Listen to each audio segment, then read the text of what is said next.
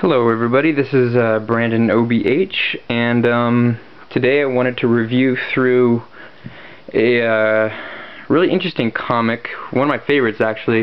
This is the first issue of Twisted Tales, #1, released in 1982, I believe, by Bruce Jones from Pacific Comics.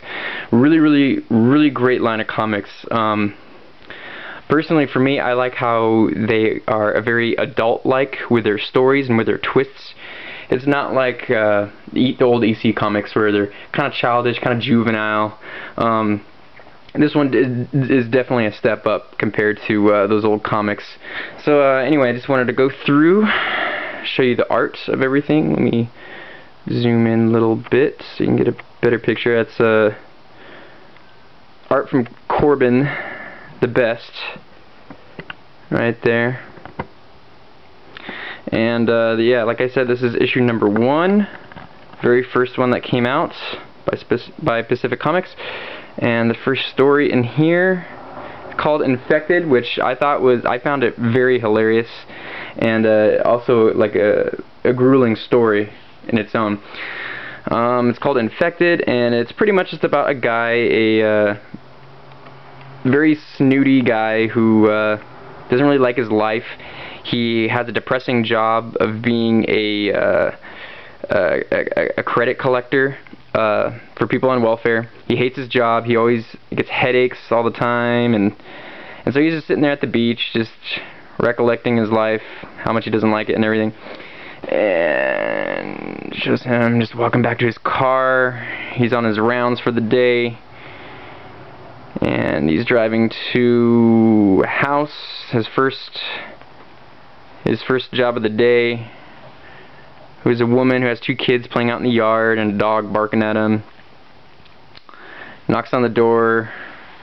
The lady answers, the mother answers. Her name is Mrs. Santos, just letting her know that she's been late on her payments and everything, and then she all of a sudden just goes off on him, starts telling him, "Why don't you try to raise 2 kids and a baby, see how you like it?"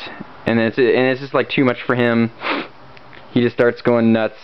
His headache starts swelling in, and he just flips out on her, starts throwing up all over his car, and pretty embarrassed about it. So he drives off again, and at this point he's just very discouraged. He just wants to go home. He's just had it. And he notices on his clipboard the next client he has to see is somebody named Maria Delgado. So he's heading over to her house, but then he sees this woman walking around the road, and he offers her a ride just to be nice, and says, "You Miss Delgado?" Or, no, I'm sorry, excuse me. She doesn't know it's Maria Delgado. She offers her a ride. She says yes, and they're just making small talk, making conversation.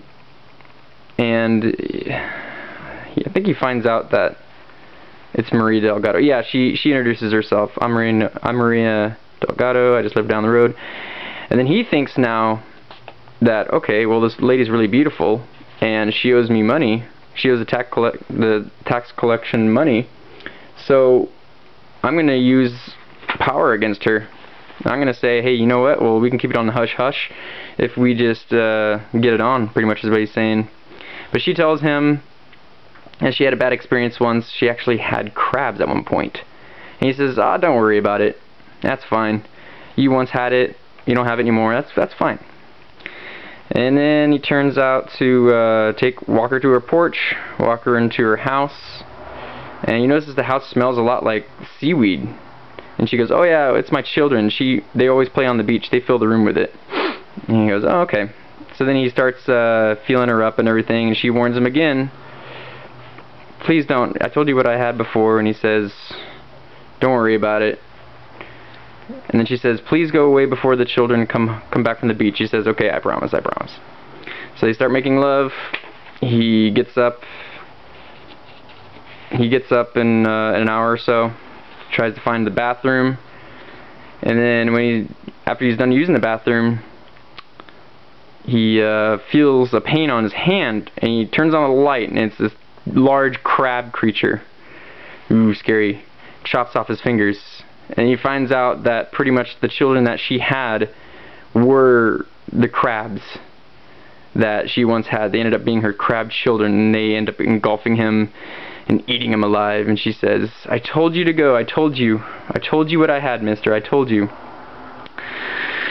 So, pretty twist on the end, you know. I mean, it's kind of like a there's kind of a meaning behind that. You know, that's what you get for being a bum, being a slummy dude, sleazy guy as such as this guy was.